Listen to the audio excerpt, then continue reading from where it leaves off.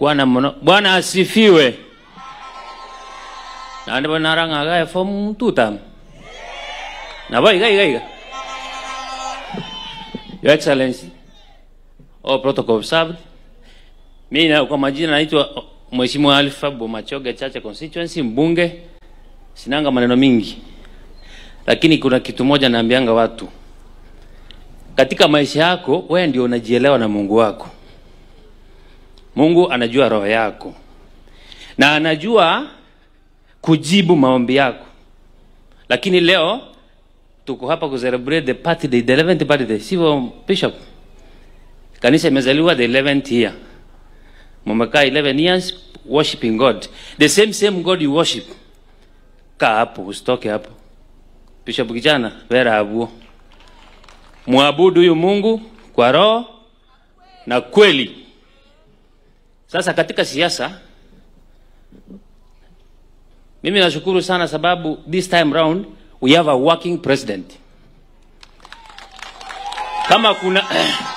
Kama kuna rais mwenye ametembea Kisiis, every constituency, every ward ni Rais Ruto. Kama kuna rais amefanya this Kisiis kuwa a construction site ni Rais Ruto.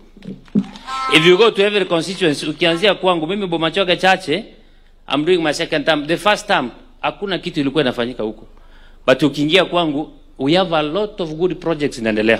Kuna housing project, kuna market, kuna barabara, sababu ya Rais Ruto.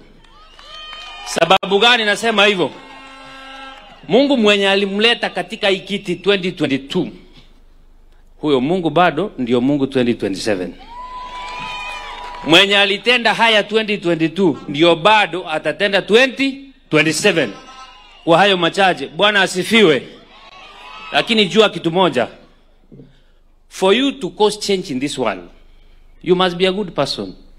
Tenda mema, nenda zako. Mbarikiwe sana. Asante sana. Sasa kwa heshima Mheshimiwa Rais, naomba nimkaribishe mama wetu wa county Mheshimiwa Doris Donya.